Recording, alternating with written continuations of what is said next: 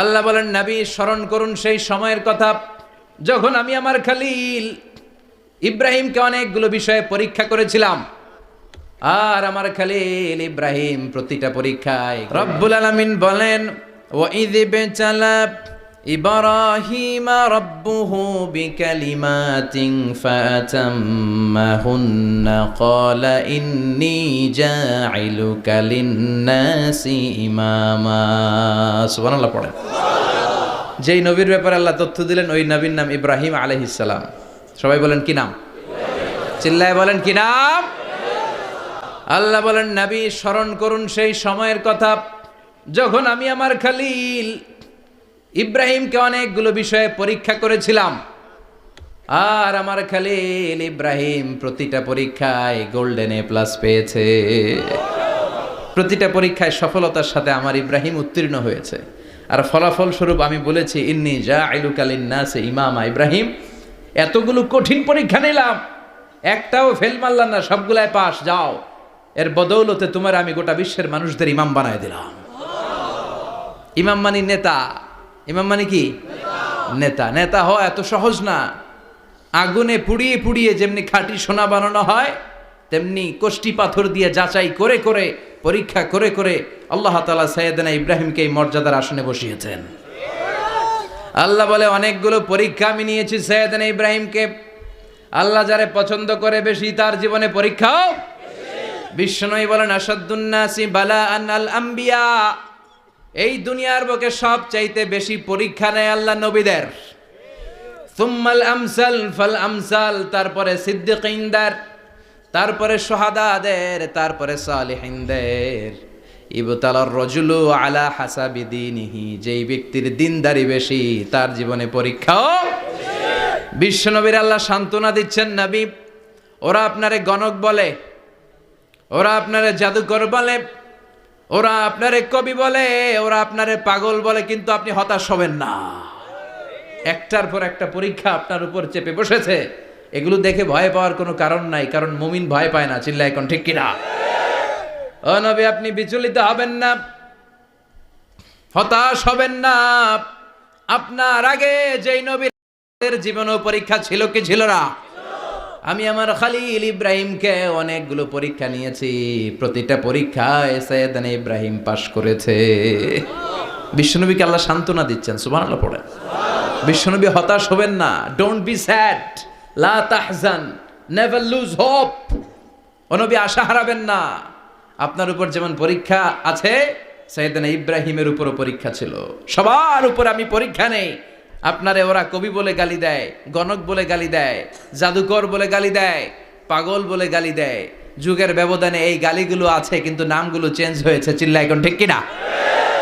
এখন আমাদেরকে কবি বলে না, গণক বলে না, পাগল বলে না, এখন আমাদেরকে বলে কাঠ মোল্লা, এখন বলে রাজাকার, এখন কয় যুদ্ধাপরাধী। গালি আছে না নাই? গালির ভার্সন চেঞ্জ হয়, ট্যাগ লাগানোর সিস্টেম চেঞ্জ হয়, কিন্তু ট্যাগ আছে না নাই? আল্লাহ নবীর সান্ত্বনা দিয়ে বলে, নবী ভয় পাবেন না, চিন্তিত হবেন না। আপনার যেমনি পরীক্ষা আমি নিচ্ছি, সাইয়েদনা ইব্রাহিমের আমি পরীক্ষা নিয়েছি। আর প্রতিটা পরীক্ষায় আমার Ibrahim Khalil golden A plus, first class first, global award পেয়েছে। আর এর ফলাফল হিসেবে আমি ইব্রাহিমকে বলেছি, ইব্রাহিম তোমার আমি নেতা বানাই দিলাম। Allah put Sayyidina Ibrahim in some test. In some test. Everyone has to face test. প্রত্যেককেই test and trial, পরীক্ষার সম্মুখীন হতে হয়। And Sayyidina Ibrahim successfully overcome all the tests. Allah said, Ibrahim, I'm gonna make you the leader. সুবহানাল্লাহ পড়েন। একটার পর একটা পরীক্ষা আল্লাহ নেয়ার পরে যখন দেখলেন একটা তো ফেল করে না, আল্লাহ খুশি হয়ে বললেন, যাও, ইন্নী জাইলুকা লিন-নাসি ইমামা। ইব্রাহিম, আমি মুত্তাকিনদের জন্য, গোটা বিশ্বের মানুষদের জন্য তোমার ইমাম বানায় দিলাম। কত পরীক্ষা যে উনি ওনার জীবনে দিয়েছেন, কত কঠিন রাস্তা যে তিনি পাড়ি দিয়েছেন তার কোনো শেষ নাই। সর্বপ্রথম পরীক্ষা ছিল ইলকাউহু ফিন্নার, অগ্নি পরীক্ষা। কি পরীক্ষা? নমরুদ বলল, ইব্রাহিম ঈমান ছেড়ে দাও, তাহলে জানে বেঁচে যাবা, নাইলে আগুনে ফেলবো।